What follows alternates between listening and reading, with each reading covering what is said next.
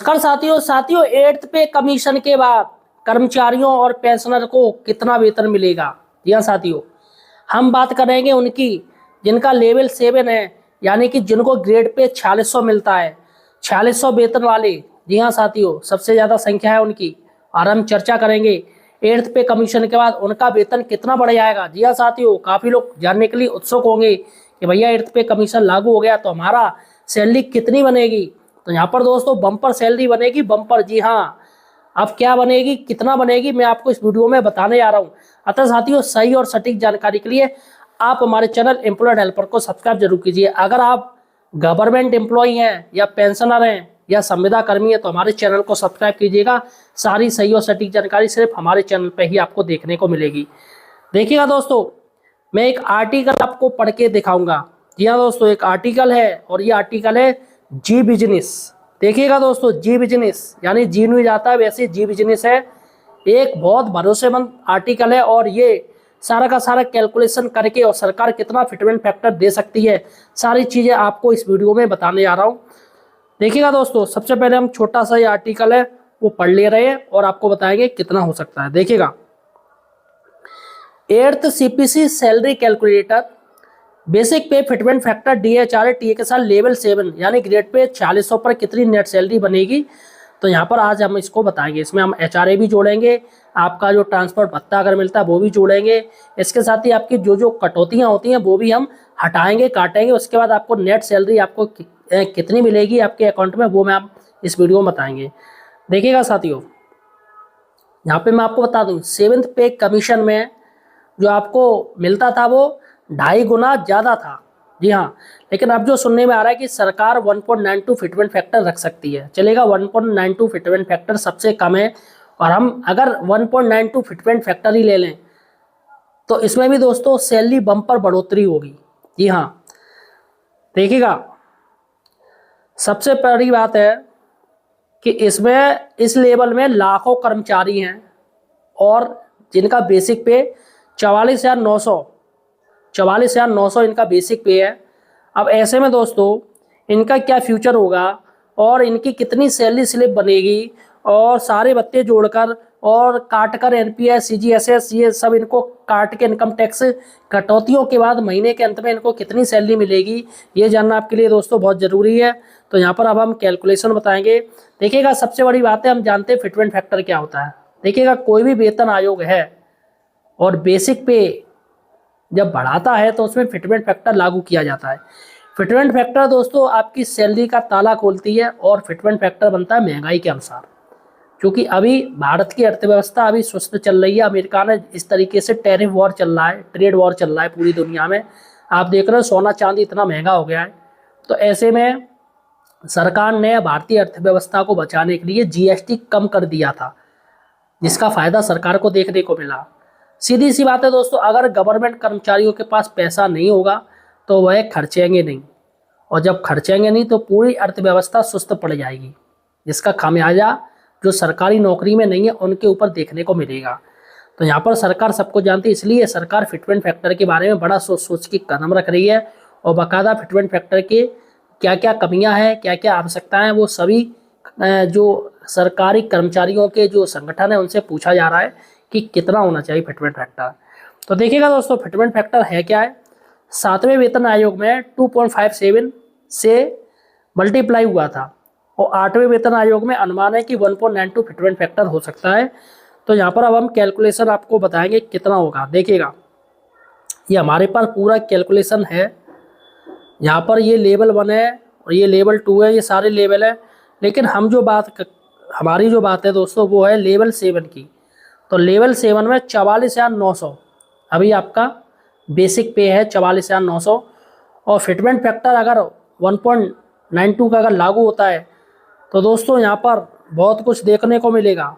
जी हाँ, 1.92 fitment factor अगर लागू होता है तो आपकी सैलरी बेसिक पे 86,208 रुपये हो जाएगा। और अगर फिटमेंट फैक्टर दोस्तों 2.08 लागू होता है तो आपकी 93,392 रुपये हो जाएगी। सोचिएगा, सिर्फ बेसिक पे की मैं बात कर रहा हूँ, इसमें और तो चीज़ें मैंने जोड़ी नहीं है, HRA नहीं जोड़ी, ट्रांसपोर्ट भत्ता नहीं जोड़ी, और जो जो चीज़ें मिलती है DA भी है वो कुछ नहीं जोड़ा है, सिर्फ बेसिक पे। तो बेसिक पे दोस्तों इतने कम फिटमेंट फैक्टर में इतना ज़्यादा हो रहा है। और ये सारे लेवल है दोस्तों। अब सबसे बड़ी बात है कि 7 की बात करें, बेसिक पे 44,900 है और रिवाइज्ड बेसिक पे विद फिटमेंट फैक्टर आपकी 86,208 हो जाएगी। DA 0 हो जाएगा क्योंकि DA मर्ज हो जाता है। और HRA आपको 25,862।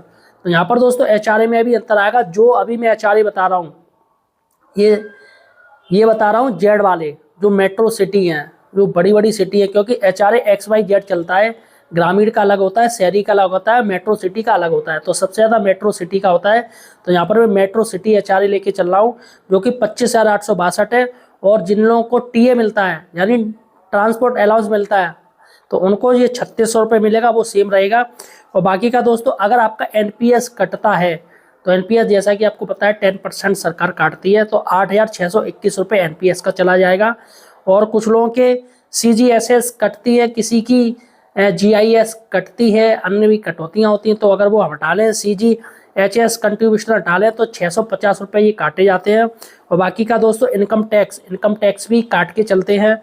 तो इनकम टैक्स 6,670 अप्रॉक्सीमेट ये आपका काटा जाएगा, क्योंकि जिनकी ज़्यादा सैलरी होगी, और ये फाइनेंशियल 2025-26 के अनुसार मैं आपको बता रहा हूँ, जिनकी सैलरी ज़्यादा होगी तो ऑब्वियसली इनकम टैक्स ज़्यादा जाएगा। तो अन्य डिटेक्शन अगर होते हो तो आप देख लीजिएगा। मैंने मेरे को अन्य डिटेक्शन नहीं होते, कोई चीज़ नहीं काटी जाती है। तो यहाँ पर दोस्तों यहाँ पर हम देखते हैं कितनी है। तो मौजूदा बेसिक पे है इनकी 44,900 है। अनुमानित फिटमेंट फैक्टर 1.92 है। तो 44,900 मल्टीप्लाई 1.92 यानी 86,208 हो गए। और सीधे दोस्तों आपकी जो बेसिक सैलरी है उसमें सीधे 44,900 से बढ़कर 86,000 रुपये के पार हो जाएगी। तो 86,000 सोचिएगा, 44,900 से बढ़ के 86,000 के पार हो गई। तो यहाँ पर डबल हो गई दोस्तों। इसके साथ ही DA शून्य हो जाएगा। हाउस रेंट अलाउंस है, मैंने बताया XYZ एक कैटेगरी होती है, इनके अनुसार होता है। और ट्रेवल अलाउंस 3600 ही रहेगा। और ग्रॉस ओवर नेट सैलरी की बात करें कि अब आपको जोड़कर दिखाते कि महीने में कुल कमाई यानी ग्रॉस सैलरी कितनी आपकी बनेगी। देखिएगा, नई सैलरी अभी आपकी बन रही है अगर 8th पे कमीशन के बाद 86,208 मिलेगी। महंगाई भत्ता हटा दो, DA 0 हो गया। HRA 25,862, ट्रेवल अलाउंस 3600 है। तो यहाँ पर कुल ग्रॉस सैलरी है वो 1,15,670 प्रति माह।